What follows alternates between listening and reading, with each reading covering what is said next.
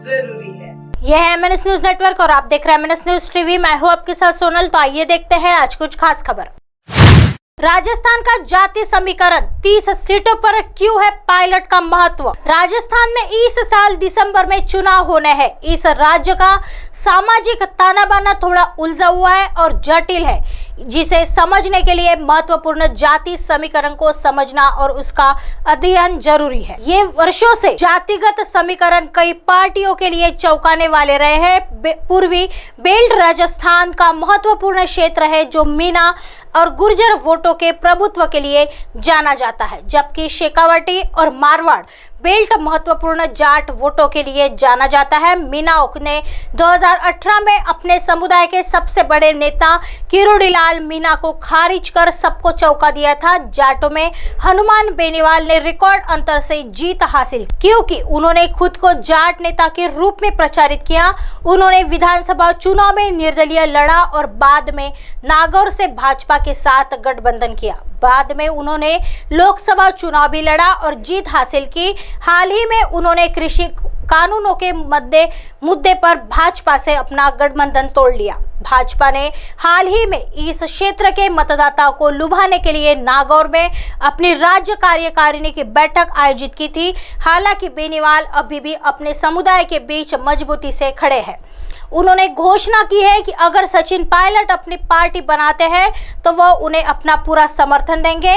जाट वास्तव में 9% आबादी के साथ राजस्थान में सबसे बड़ा जाति समूह बनाते हैं। मारवाड़ और शेखावाटी क्षेत्रों में 31 निर्वाचन क्षेत्रों में जाटों का वर्चस्व है। इनकी अहमियत और एकता का अंदाजा इसी बात से लगाया जा सकता है कि इन विधानसभा क्षेत्रों से मतदाताओं ने 25 विधायक भेजे हैं। आइए बढ़ते हैं अगली खबर की तरफ। कानून व्यवस्था, बेरोजगारी और झूठे वादे, राजस्थान में भाजपा का 3 तरफा हमला। राजस्थान के मुख्यमंत्री अशोक गहलोत द्वारा घोषित सामाजिक सुरक्षा योजनाएं जनता को लुभा रही है। ऐसे में भारतीय जनता पार्टी के पास गहलोत का मुकाबला करने और राज्य में फिर से कमल खिलाने की बड़ी योजना है। राज्य में बिगड़ती कानून व्यवस्था के मुद्दे को भाजपा उठाने जा रही है। इसके अलावा पार्टी बेरोजगारी का मुद्दा उठाएगी, क्योंकि राज्य भारत में बेरोजगारी इंडेक्स में दूसरे स्थान पर है। भाजपा नेताओं का कहना है कि दूसरा बड़ा मुद्दा किसानों और बेरोजगारों से किए गए कथित झूठे वादे हैं। किसानों से कर्ज माफी का वादा किया गया था, वही बेरोजगारी को बेरोजगारी भत्ता देने का वादा किया गया था। हालांकि इनमें से कोई भी वादा पूरा नहीं किया गया। भाजपा के प्रदेश अध्यक्ष सीपी जोशी ने कहा कि प्रदेश सरकार के 4.5 साल का कार्यकाल पूरा होने के बावजूद गहलोत सरकार ने तो किसानों का कर्ज माफ किया और न ही बेरोजगारों का भत्ता दिया। सीपी जोशी ने सीएम गहलोत की 100 यूनिट बिजली मुफ्त देने की घोषणा पर टिप्पणी करते हुए कहा, राज्य में महिलाओं, बच्चों, दलितों और आदिवासियों को राहत महसूस होगी अगर मुख्यमंत्री ने 100 यूनिट मुफ्त बिजली की योजना के बजाय 100 अपराध की घटनाओं को कम करने की बात कही होती। आइए बढ़ते हैं अगली खबर की तरफ।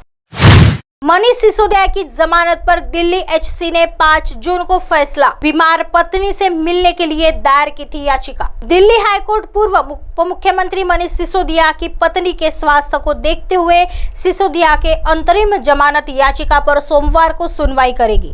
न्यायमूर्ति दिनेश कुमार शर्मा की पीठ ने शनिवार को विशेष सुनवाई के दौरान की गई दलीलों पर गौर करने के बाद एलएनजेपी अस्पताल से ताजा मेडिकल रिपोर्ट मांगते हुए आदेश सुरक्षित रखा, जहां सिसोदिया की पत्नी को शनिवार सुबह भर्ती कराया गया था। ईडी के वकील जोहेब हुसैन ने शनिवार को सिसोदिया की पत्नी के मेडिकल मुद्दे के संबंध में एक रिपोर्ट पेश की और उनके अंतरिम जमानत याचिका का विरोध किया था। एडवोकेट जोहेब ने प्रस्तुत किया कि पहले की प्रिस्क्रिप्शन रिपोर्ट और वर्तमान प्रिस्क्रिप्शन रिपोर्ट समान रूप से समान है। उनकी सेहत में कोई खास बदलाव नहीं आया है। सिसोदिया के पास मंत्री के रूप में 18 विभाग थे और उनके पास अपनी पत्नी से मिलने का समय नहीं था। अब वह जमानत पाने के लिए ये सब आधार गढ़ रहे हैं। एडवोकेट जोहेब हुसैन ने कोर्ट को बताया कि सेवाओं पर सुप्रीम कोर्ट के फैसले के दिन आबकारी नीति से संबंधित दस्तावेजों को सतर्कता सचिव के कार्यालय से हटा दिया गया है और दस्तावेजों को हटाने के संबंध में एक प्राथमिकता दर्ज की गई है और घटना की जांच की जा रही है। ऐसे ही दिन भर की तमाम बड़ी खबरों से आपको रूबरू कराएंगे। तब तक बने रहिए एमएनएस न्यूज के साथ। नमस्कार।